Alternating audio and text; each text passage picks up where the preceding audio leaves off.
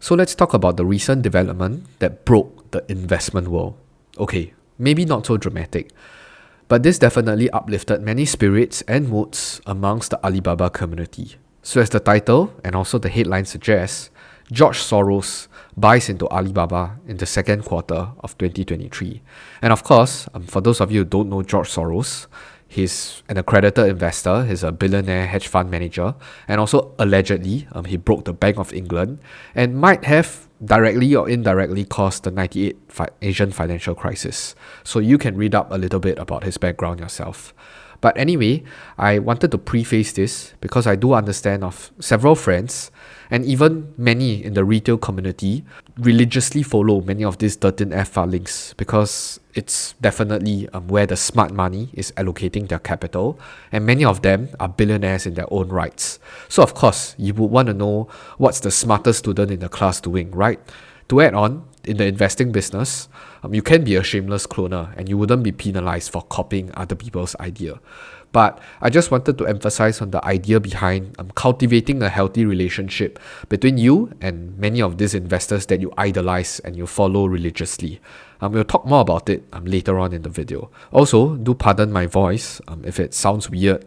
I'm experiencing some throat issues, but I hope that the production quality is not compromised. I think just diving into Soros's portfolio, according to his 13F filings, actually his largest position in his current portfolio at 7.46% is actually in the bond ETF. I believe LQD is in the corporate bond ETF. They are mostly investment grade. And of course, following down the list, those are your individual counters. So we are definitely here to understand how big is the Alibaba position and maybe to try to speculate and to draw our own conclusions. But of course, to no one's surprise, actually the Alibaba position in George Soros's portfolio stands at a very, very small percentage. And just by scrolling down, even KWEB, which is also the Chinese tech ETF, is sitting at a grand total of 0.68%. I'm sure it's a multi-billion-dollar portfolio. Alibaba is sitting at a grand total of around 0.32%.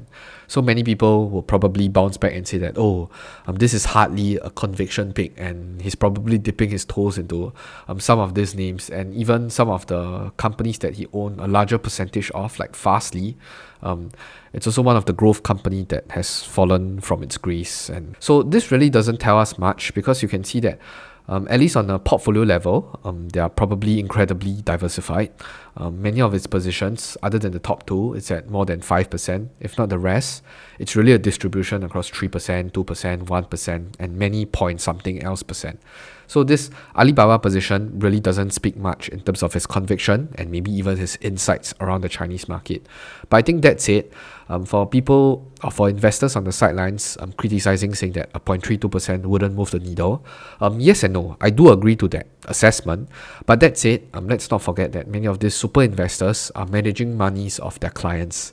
And if you think that it's a trash opportunity, you think that it's not worth your money, you wouldn't even allocate 0.0032%, let alone 0.32%. So that's just a distinction. So I think, of course, other than George Soros, I wanted to kind of monitor which other super investors are also allocating or disallocating. Is disallocating even a term? Or reallocating their Alibaba capital.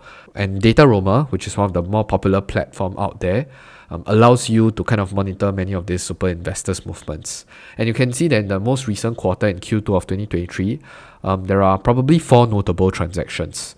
So 2 that added significantly to their portfolio and 2 that divested totally. So David Tepper added around 4,375% from its initial Alibaba position, though this is probably a significant add. And Daniel from Third Point also added 122%.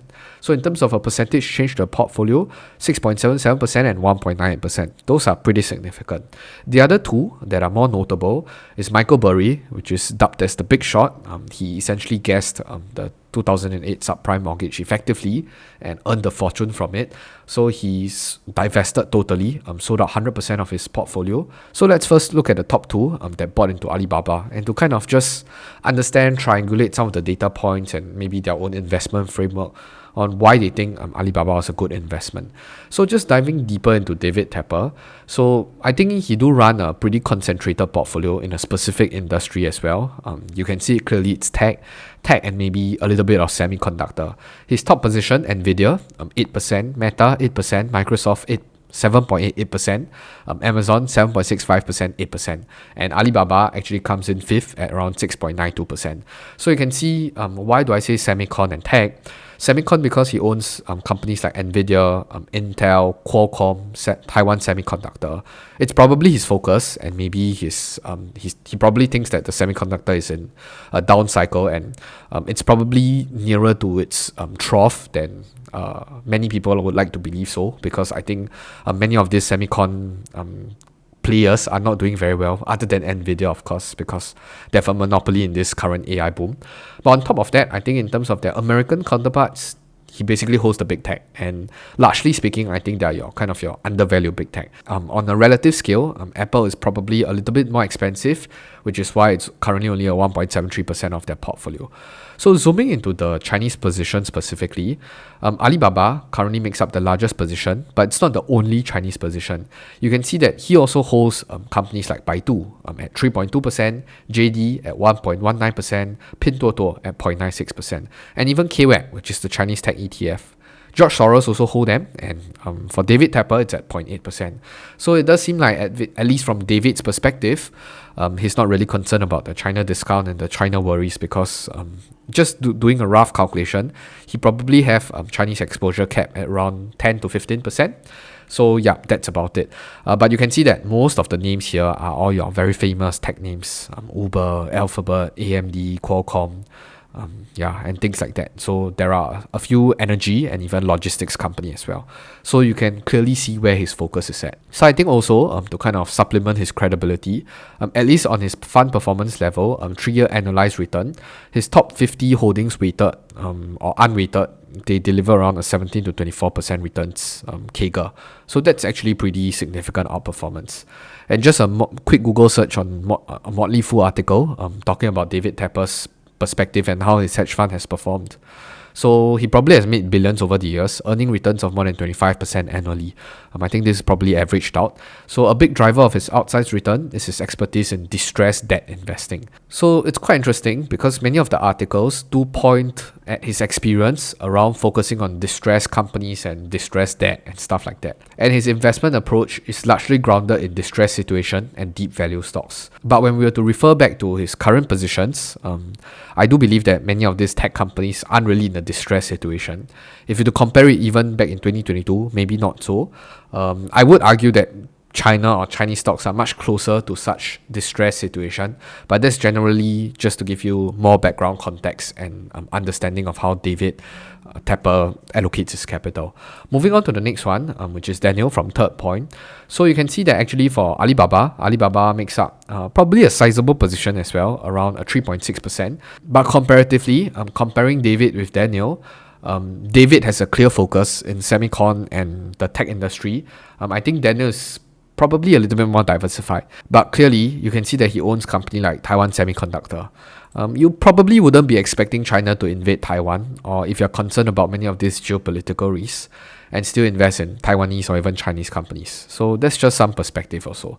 So at least for Third Point, there is an investment letter that was released for the previous quarter. They didn't really talk about their Alibaba or even their Chinese position in the particular quarter, but I'll just give you a very brief overview of how the portfolio has performed and also their outlook for the market essentially.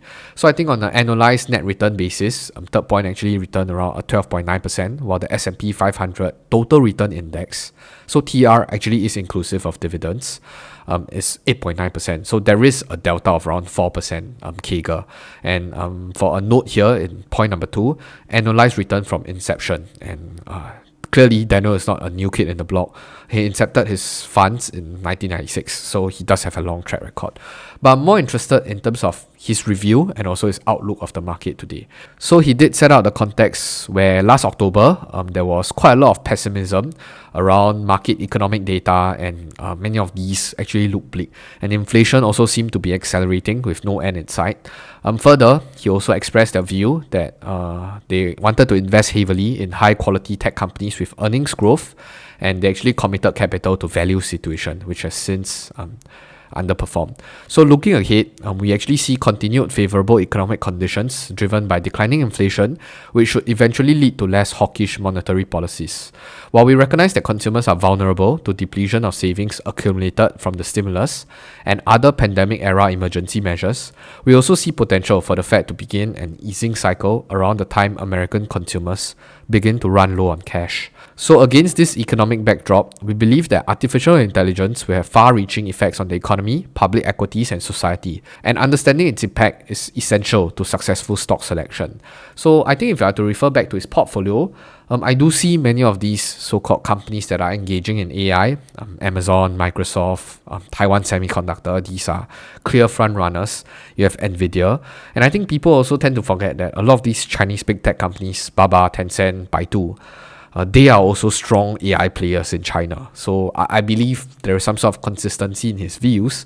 I'm not really sure about some of these other names. I think DHR, if I'm not wrong, it's a biotech pharmaceutical companies. Somebody pitched it to me before, but didn't really look into it. Clearly out of my circle of competence. And some of these names, yeah, you can see a clear concentration. He's evidently very excited about this AI opportunity, and he did put forth 2 watershed events this year to see signs that the impacts of AI are already occurring.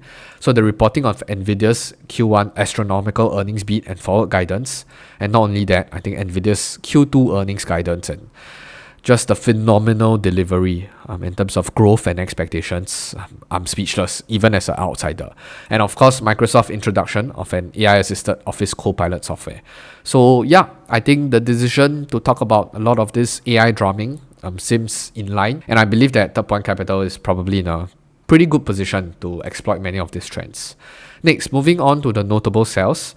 I think for Michael Burry, if you really scroll through his activities, he's much more like a trader. He moves in and out of positions extremely quickly, so you really can't follow his train of thought, and I think there's no point following. You can see that just in Q2 alone, he added so many positions and he reduced so many positions.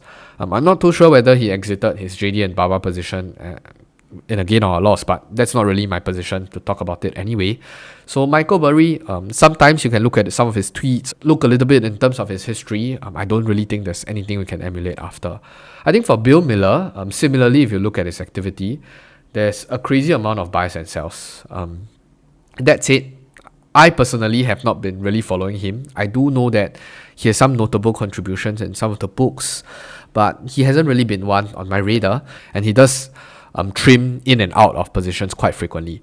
So rather than that, I think I just wanted to circle back to the idea of what's a healthy relationship when you look at a lot of your idols buying in and out of position. So I do believe I heard of this quote before, probably from Munish Pabrai. He said that there's probably a lot of reasons to sell, but there's probably only one reason to buy, or maybe 2 reasons to buy. I think the first reason, automatically, for many of these professional capital allocator, they see value, they think that there's some sort of upside, potential upside at least, and they considered many of their opportunity costs and they decided to allocate capital. So it's probably a good sign to see more and more smarter people, much more intelligent people than us piling into the same name. But that said, there are probably also many reasons to sell.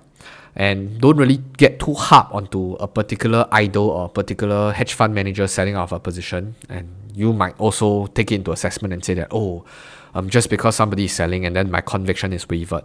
And also on that same note, do not buy into a particular company because your idol or one of the hedge fund managers also that you follow closely bought into a company. So I think that's fairly dangerous because conviction can only be built, it cannot be borrowed. So the bottom line is, if you have to buy into a company just because Warren Buffett or Charlie Munger bought into it, would you sell out of the company because they sold out of it too? If that's the case, I would actually highly encourage you to just buy into the fund, like the Berkshire Hathaway stock itself, rather than just trying to clone in and out of what they're doing. Because firstly, maybe you don't necessarily know what's their major thesis. And secondly, sometimes you might miss the news and you might not even clone properly and really understand the idea behind why they buy or sell a particular position. And last but not least, this is just my own humble perspective. I think following all these super investors is a good way to kind of source for new investment ideas, because most of us don't do this full time and we don't just keep running through screeners and try to find the next opportunity. So by screening through many of these data Roma 13F filings, you can see new additions, specifically new additions, because like I said, there's probably only one reason that many of these investors buy. So just look through their buy list. If you think that there is this interesting investment opportunity, you can do a little bit more research, but don't buy a stock just because Warren Buffett bought into it, or Bill Miller bought into it. Source for new ideas, but don't just follow blindly. So I hope you guys enjoyed the discussion about how many of these super investors position their portfolio and their ins and outs around Alibaba recently. So with that, I'll see you in the next video, but more importantly, I will finally see you on the moon. Goodbye.